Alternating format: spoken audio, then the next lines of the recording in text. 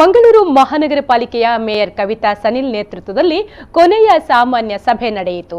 ಈ ಕೊನೆಯ ಸಾಮಾನ್ಯ ಸಭೆಯಲ್ಲಿ ಮಂಗಳೂರು ಮಹಾನಗರ ಪಾಲಿಕೆ ಮೇಯರ್ ಅನ್ನೇ ಗುರಿಯಾಗಿಸಿಕೊಂಡು ವಿಪಕ್ಷ ಸದಸ್ಯರು ಹಾಗೂ ಆಡಳಿತ ಪಕ್ಷದ ಸದಸ್ಯರು ಗದ್ದಲ ಎಬ್ಬಿಸಿದರು. ಹಾಗಾದ್ರೆ ಇವತ್ತು ಸಾಮಾನ್ಯ ಸಭೆಯಲ್ಲಿ ಏನೆಲ್ಲ ಆಯಿತು, ಇಲ್ಲಿದೆ ಕಂಪ್ಲೀಟ್ ಡೀಟೇಲ್ಸ್. ಕೊನೆಯ ಸಾಮಾನ್ಯ ಸಭೆಯಲ್ಲೂ ಭಾರೀ ಗದ್ದಲ, ಆರೋಪ ಪ್ರತ್ಯಾರೋಪಕ್ಕೆ ವೇದಿಕೆಯಾಯಿತು ಸಾಮಾನ್ಯ ಸಭೆ. ಹೌದು, ಮಂಗಳೂರು ಮಹಾನಗರ ಪಾಲಿಕೆಯ ಮೇಯರ್ ಕವಿತಾ ಸನಿಲ್ ನೇತೃತ್ವದಲ್ಲಿ ಕೊನೆಯ ಸಾಮಾನ್ಯ ಸಭೆ ನಡೆಯಿತು. ಇನ್ನು ಮೇಯರ್ ಕವಿತಾ ಸನಿಲ್ ಅವರು ಶೈಕ್ಷಣಿಕ ಅರ್ಹತೆಯ ಬಗ್ಗೆ ಸುಳ್ಳು ಮಾಹಿತಿ ನೀಡಿದ್ದಾರೆ ಎಂದು ವಿಪಕ್ಷ ನಾಯಕ ಗಣೇಶ್ ಹೊಸಬೆಟ್ಟು ಆರೋಪಿಸಿದರು. ತಾವು ಚುನಾವಣೆಗೆ ಸ್ಪರ್ಧೆ ಮಾಡಿರುವಂತಹ ಸಂದರ್ಭದಲ್ಲಿ ಒಂದು ಅಫಿದಾವತ್ತನ್ನು ಕೊಟ್ಟಿದ್ದೀರಿ, ಹೊರಗಡೆ ಕೂಡ ತಾವು ತಿಳಿಸಿದ್ದೀರಿ ನಾನು ಗ್ರಾಜ್ಯುಯೇಟ್ ಅಂತೇಳಿ. ಅದೇ ರೀತಿ ಪತ್ರಿಕೆಯಲ್ಲಿ ಕೂಡ ತಾವು ತಿಳಿಸಿದ್ದೀರಿ ನಾನು ಗ್ರಾಜ್ಯುಯೇಟ್ ಅಂತೇಳಿ, ತಾನು PUC ಕರೆಸ್ಪಾಂಡೆಂಟ್ ಮಾಡಿದ್ದೇನೆ ಅಂತೇಳಿ. ತಾವು SSLC ಪ್ರೆಸೆಂಟ್ ಕಾಲೇಜಲ್ಲಿ ಹೈಸ್ಕೂಲ್ ವಿದ್ಯಾಭ್ಯಾಸವನ್ನು ಮಾಡಿದ್ದಂತೆ. ಆದರೆ ತಾವು SSLC ಫೈಲ್ ಇದೆ, ನನ್ನಲ್ಲಿ ಆಧಾರ ಸಮೇತ ಇದೆ. ತಾವು SSLC ಫೈಲ್ ಎನ್ನುವಂಥದ್ದನ್ನು ತಾವು ಪ್ರೆಸೆಂಟ್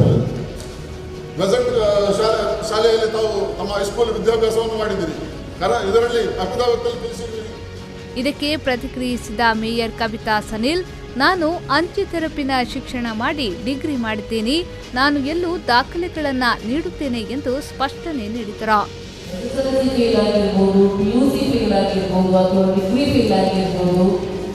ಯಾವುದು ಕೂಡ ತಾವು ಏನು ಹೇಳಿದ್ದೀರಿ ಇದು ಸತ್ಯಕ್ಕೆ ದೂರವಾದ ಮಾತು.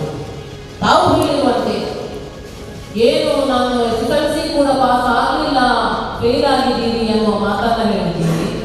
ಇದಕ್ಕೆ ಬೇಕಾದಂಥ ಸರ್ಟಿಫಿಕೇಟ್ ಏನಿದೆ ಅದನ್ನು ನನಗೆ ಗೊತ್ತಿಲ್ಲ, ತಾವು ಇವತ್ತು ಈ ಮಾತನ್ನ ಹೇಳ್ತೀನಿ ಅಂತ.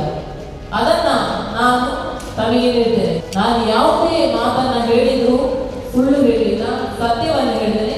ಇದಕ್ಕೆ ನನಗೆ ಸಂಪೂರ್ಣ ಇದರ ಮಾಹಿತಿಯನ್ನು ಏನು ತಮಗೆ ಬೇಕಾದರೆ ನಾನು ತಮಗೆ ಹೇಳ್ತೇನೆ.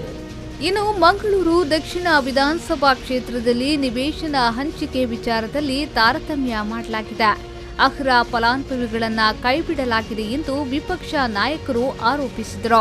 ಇದಕ್ಕೆ ಆಡಳಿತ ಪಕ್ಷದ ನಾಯಕರು ವಿರೋಧ ವ್ಯಕ್ತಪಡಿಸಿದರು.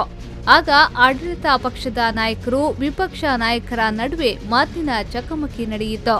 ಇದರಿಂದ ಕೆರಳಿದ ವಿಪಕ್ಷ ಸದಸ್ಯರು ಸದನದ ಬಾವಿಗಿಳಿದು ಧರಣಿ ನಡೆಸಿದ್ರು. ಈ ವಿಚಾರದಲ್ಲಿ ವಿಪಕ್ಷ ನಾಯಕರು ರಾಜಕೀಯ ಮಾಡುವುದು ಸರಿಯಲ್ಲ ಎಂದು ಹೇಳಿದರು.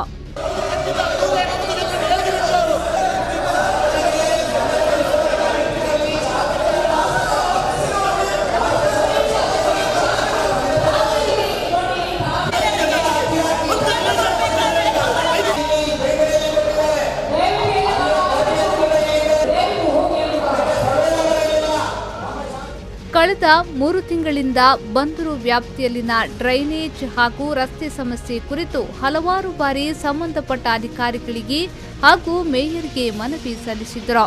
ಯಾವುದೇ ರೀತಿಯಲ್ಲೂ ಸ್ಪಂದನೆ ನೀಡದಿರುವುದಕ್ಕೆ ಆಡಳಿತ ಪಕ್ಷದ ಸದಸ್ಯ ಅಬ್ದುಲ್ ಲತೀಫ್ ಸಭೆಯಲ್ಲಿ ಅಸಮಾಧಾನ ವ್ಯಕ್ತಪಡಿಸಿ ಮೇಯರ್ ಪೀಠದೆದುರು ಧರಣಿ ನಡೆಸಿದ್ರು.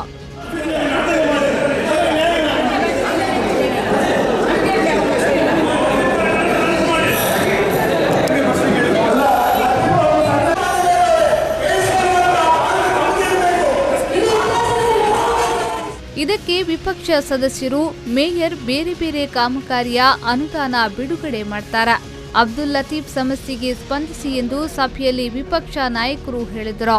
ಈ ನಡುವೆ ಕಾರ್ಪೊರೇಟರ್ ಜಯಂತಿ ಆಚಾರ್ ತನ್ನ ವಾರ್ಡ್ನಲ್ಲಿ ಸಮಸ್ಯೆಯನ್ನ ಸ್ಪಂದಿಸಿದ್ದಕ್ಕೆ ಮೇಯರ್ ಪೀಠದೆದುರು ಧರಣಿಗೆ ಮುಂದಾದರು.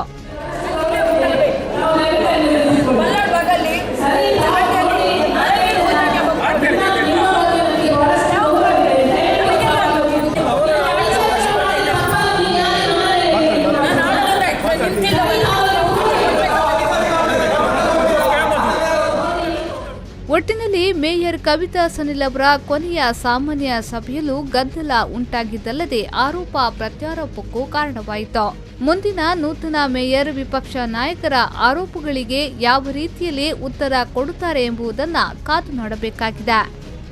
ನಾಗೇಶ್ ಕಾವೂರು, ವಿ4 ನ್ಯೂಸ್ 24/7 ಮಂಗಳೂರು.